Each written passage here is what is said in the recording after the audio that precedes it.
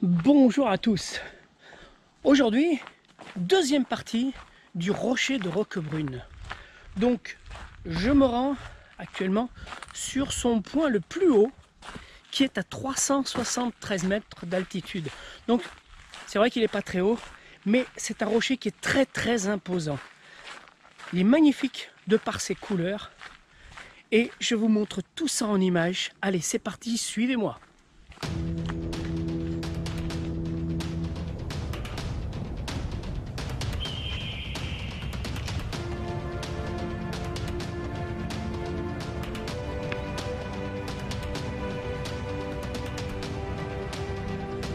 Alors, petite curiosité ici, c'est que, comme vous pouvez le constater, nous sommes sur le GR51, comme la boisson alcoolisée bien connue. D'ailleurs, une bouteille a été sculptée sur cet arbre. Voilà, c'est bien du bois, ça a été sculpté directement sur le tronc.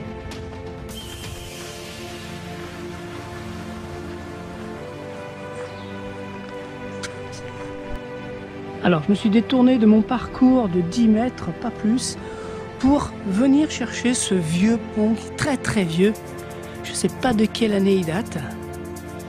Et quand on passe dessus, on ne se rend même pas compte de l'architecture de ce pont. Voilà, on peut voir ici le rocher de Roquebrune. Et moi, je vais me rendre là-bas. On devine une croix. Donc, normalement, il y a 3 croix au sommet, donc c'est le point le plus haut. Alors le rocher de Roquebrune est très prisé l'été par les touristes. Donc faites très attention, parce qu'en été, il y a des arrêtés préfectoraux qui tombent régulièrement, puisque ici c'est hautement inflammable, on va dire, l'été. Donc renseignez-vous bien avant de venir, s'il n'y a pas un décret qui est tombé, parce que sinon c'est 135 € d'amende. Alors là, on est le 20 octobre, donc j'ai de la chance, il n'y a pas un chat ici. Voilà, personne. En plus, il faut dire que la météo n'est pas très favorable aujourd'hui. Bon, et bien quand je vous disais que c'était très touristique, ben on y trouve carrément des grands panneaux indication de direction. Ben pour nous, ce sera les 3 croix.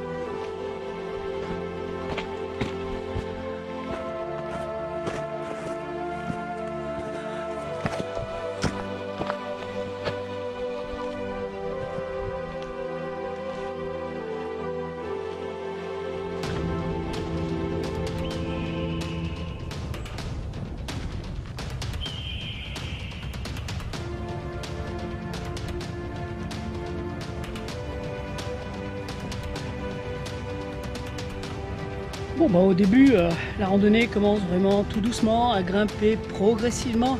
Et puis ensuite on arrive vraiment dans les choses sérieuses.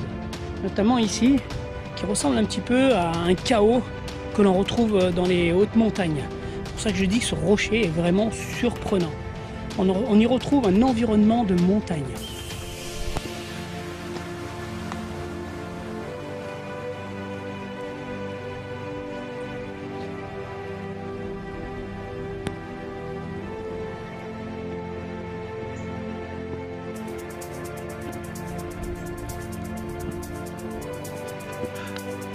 Compte tenu de la fréquentation en été par les touristes, ils ont même été obligés d'installer un câble pour sécuriser l'accès au rocher de Roquebrune.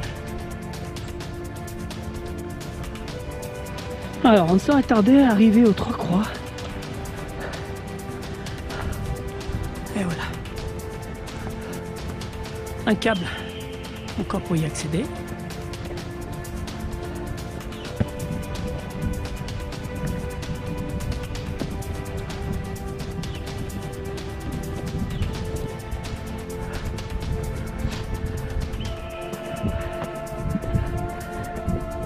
Et nous voici au sommet le plus haut du rocher de Roquebrune. Donc avec la première croix qu'on voit ici, on a une superbe vue.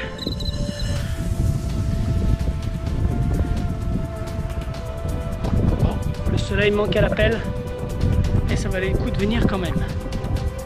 C'est une vue à 360 degrés. Alors bien sûr, par beau temps, on peut imaginer juste au bout de mon doigt, il y a Fréjus et on voit la mer.